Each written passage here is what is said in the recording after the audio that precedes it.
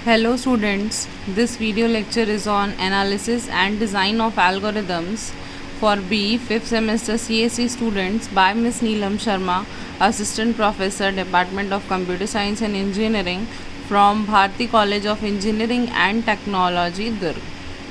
इसके previous video lecture में हमने एसिम्प्टोटिक नोटेशन पूरा कवर किया था और उसमें वर्स्ट केस, बेस्ट केस और एवरेज केस पढ़ा था। मैं आपको वापस से दिखा के रिकॉल करवा देती हूँ। एसिम्प्टोटिक नोटेशन क्या होता है ये देखा था कि एग्जीक्यूशन टाइम जो है एल्गोरिदम का हम वो निकालते हैं एसिम्प्टोटिक नोटेशन से। और डिफरेंट टाइप के एसिम्प्टोटिक नोटेशंस होते हैं। पहला होता है big O, big omega, theta, little O और लिटिल ओमेगा, जिसमें बिग ओ की जो कंडीशन रहती थी वो ये थी कि जो एफ ऑफ एन है वो हमेशा सी ऑफ जी ऑफ एन से स्मॉल रहेगा और इसको हम अपर बाउंड बोलते थे और ये वर्स्ट केस के अंदर आता था। उसका ग्राफ कुछ ऐसा प्लॉट होता है।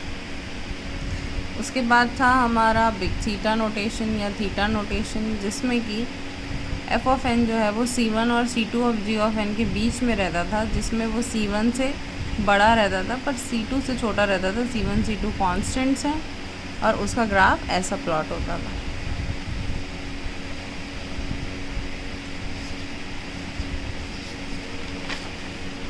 उसके बाद था बिग ओमेगा या लोअर बाउंड या फिर बेस्ट केस। तो जैसे कि बिग ओ था वैसे ही बिग ओमेगा भी है। इसमें क्या होता है कि एफ ऑफ एन जो है हमारा फंक्शन जो है वो सी ऑफ जी ऑफ एन से बड़ा होता है। ये अगर ये कंडीशन होगी तो वो omega of ji of N कहलाएगा। उसके बाद लिटिल ओ नोटेशन में क्या होता था, सेम चीज़ थी जो बिग ओ में थी, बस वो इक्वल टू का जो ये वाला साइन था वो हट जाता है इक्वेशन में। इक्वल टू की जगह वो सिर्फ लेस देन रह जाता है। ये सेम चीज़ लिटिल ओमेगा में भी थी। यहाँ पे ग्रेटर देन इक्वल टू था तो ये इक्वल टू हट जाएगा, सिर्फ ग्रेटर देन रहेगा। तो ये था हमारा लिटिल ओमेगा। फिर हमने पढ़ा था वर्स्ट केस, बेस्ट केस और एवरेज केस के बारे में। वर्स्ट केस वो जो सबसे ज़्यादा टाइम लेता है, बेस्ट केस वो जो सबसे कम टाइम लेता है और एवरेज केस वो जो एवरेज टाइम लेता है। तो ये था हमारा पूरा एसिम्प्टोटिक नोटेशन। आज जो हम पढ़ने वाले हैं उस टॉपिक का नाम है न्यूमेरिकल्स ऑन एसिम्प्टोटिक नोटेशंस। तो सबसे पहले बिग ओ के लिए एक सॉल्व करके देखते हैं। यहाँ पे एक इक्वेशन दी हुई है, F N is equals to 3n+2 और जी ऑफ एन की वैल्यू क्या होगी यहाँ पे n। अच्छा, अब जी ऑफ एन कैसे निकालते हैं, जो भी n की हाईएस्ट पावर रहती है वो होती है हमारा जी ऑफ एन। तो यहाँ पे हाईएस्ट पावर 0 है, कुछ है ही नहीं पावर, तो इसलिए यहाँ पे n। अगर मान लीजिए यहाँ पे रहता 3n² + 2n+2, तो जो जी ऑफ एन है वो होता हमारा n²। n की हाईएस्ट पावर ही जी ऑफ एन की वैल्यू होती है। तो हमको साबित करना है कि F of N is equals to big O of ji of N. अब बिग ओ की कंडीशन क्या है, F N is equals to less than equal to G of N for C is greater than 0 और n0 is greater than equal to 1। तो फिर हम equation में put करके देखेंगे कि हमारा एफ ऑफ एन क्या है, 3n+2 is less than equal to C of N. ठीक है, तो 3n+n कितना हो जाएगा, 4n, और 2 यहाँ रह जाएगा, तो 2 is less than equal to 4 of n। तो n की वैल्यू क्या हो गई, अगर मैं यहाँ से 2/4 करूँ या जैसा भी है, तो यहाँ पे c की वैल्यू हमारी क्या आई, 4 आई, और n जो है हमारा ग्रेटर देन और इक्वल टू 2 निकल के आया। तो अगर हम बिग ओ के थ्रू इस चीज़ को सॉल्व करेंगे तो उसके लिए n और c की वैल्यूज़ हमको ये मिलेंगी। अगर सेम न्यूमेरिकल को हम बिग ओमेगा से सॉल्व करने की कोशिश करें, जहाँ पे एफ ऑफ एन ये था हमारी वैल्यू जो थी, उसको बिग ओमेगा से अगर सॉल्व करेंगे तो एफ ऑफ एन जो है हमारा 3n+2 था और जी ऑफ एन n था। तो एफ ऑफ एन कब होगा, omega of ji of n, जब f of N is greater than equal to C of ji of N. तो ये हमने रख दी इक्वेशन की बात, जहाँ पे सी की वैल्यू 1 है और n0 की value greater than equal to 1 है। तो कंडीशन हमारी यहाँ पर ट्रू है। तो कंडीशन ट्रू है तो 3n+2 इज इक्वल्स टू क्या होगा, ओमेगा ऑफ एन। और फिर जब इसको फर्दर हम सॉल्व करेंगे तो वो लॉग ऑफ n दिखाता है।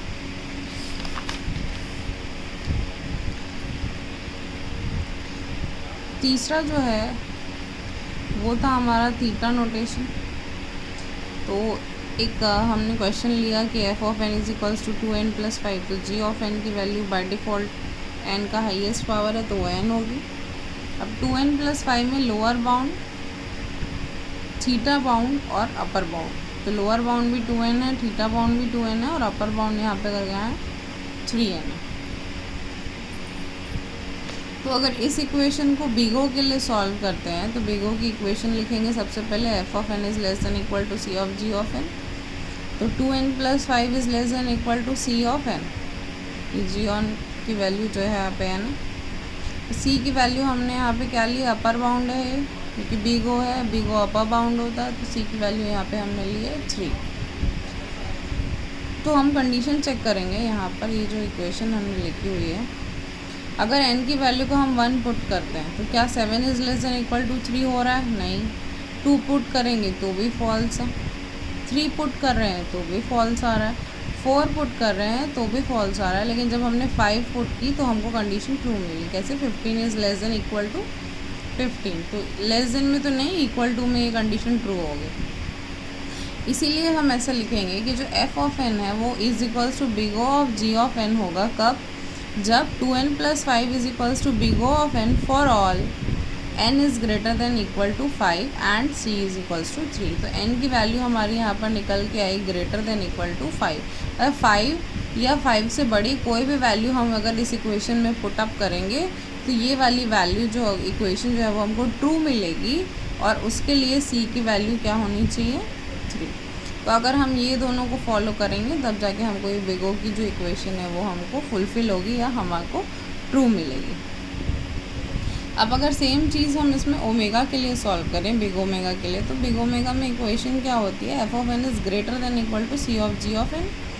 तो यहाँ पे ओमेगा के लिए ओमेगा क्या होता है? लोअर बाउंड होता है। ये देखिए, तो लोअर बाउंड में सी की वैल्यू क्या है यहाँ पर? 2। तो 2n+5 is greater than equal to 2n। अब n की वैल्यू क्या है? 1 रख के देखते हैं। तो पहले हमको क्या मिल गया? 7 is greater than equal to 2। तो ये पहले ही n की वैल्यू में हमको कंडीशन ट्रू मिल गई, तो इसलिए ये जो कंडीशन है वो कब ट्रू होगी? 2n+5 is equals to big omega of n कब होगा? जब n की वैल्यू ग्रेटर देन या इक्वल टू 1 होगी और c की वैल्यू 2 होगी। तो इसमें हमको बार बार वैल्यू पुट अप करके नहीं देखना पड़ा, पहली n की वैल्यू में हमको कंडीशन ट्रू मिल गई। अब अगर हम थीटा नोटेशन के लिए सॉल्व करते हैं तो थीटा नोटेशन की सबसे पहले हमको इक्वेशन लिखनी पड़ेगी। इक्वेशन लिख लिया। अब c1 of n is less than equal to 2n+5 is less than equal to c2 of n। तो जो हमारा लोअर बाउंड था वो 2 था, जो हमारा अपर बाउंड था वो 3 था। ये हमने यहाँ पर लिखा हुआ था।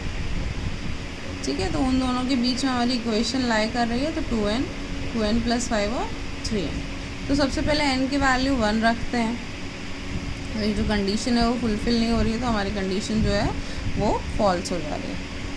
फिर n की वैल्यू 2 रखते हैं, तो 2 में भी हमको ये कंडीशन, मतलब ये जो पूरी कंडीशन है वो सेटिस्फैक्ट्री आंसर हमको नहीं मिल रहा है, तो इसमें भी हमारी कंडीशन जो है वो फॉल्स हो जा रही है। n की वैल्यू 3 है तो भी कंडीशन फॉल्स है, 6, 11, 9 इन also condition is false. n की वैल्यू 4 है तो 8, 13, 12 फॉल्स। n की वैल्यू 5 है तब कंडीशन ट्रू है। कैसे? 10 जो है वो 15 से छोटा है और 15 is less than equal to 15, तो यहाँ इक्वल टू से ये कंडीशन भी ट्रू हो रही है, ये कंडीशन भी ट्रू हो रही है। तो एफ ऑफ एन को हम theta of ji of N कब लिखेंगे? कब लिखेंगे? जब फॉर ऑल मतलब n c1 c2 n की वैल्यू क्या होगी? ग्रेटर देन इक्वल टू 5 होनी चाहिए, या तो 5 हो या तो 5 से ऊपर हो। c1 की वैल्यू हमने 2 ली थी और c2 की वैल्यू हमने 3 ली थी। तो अगर ये 3 वैल्यूज़ लेके हम ये इक्वेशन को सॉल्व करेंगे तब ये वाली जो इक्वेशन है थीटा की वो हमको ट्रू मिलेगी। तो ये था आपका एसिम्प्टोटिक नोटेशन के लिए न्यूमेरिकल। अभी तक जो हम टॉपिक पढ़े हैं एडा में, फर्स्ट यूनिट का फर्स्ट टॉपिक था वो कि एल्गोरिदम क्या होते हैं और एल्गोरिदम से एसिम्प्टोटिक नोटेशन कैसे रिलेटेड है। एसिम्प्टोटिक नोटेशन जो है वो हर बार एग्ज़ाम में आने वाला क्वेश्चन है। 7 मार्क्स में पूछता है एक्सप्लेन एसिम्प्टोटिक नोटेशन, तो आपको पांचों एसिम्प्टोटिक नोटेशंस को विद ग्राफ अच्छे से एक्सप्लेन करना है। नेक्स्ट जो हमारा टॉपिक है वो है रिकरेंस मेथड्स।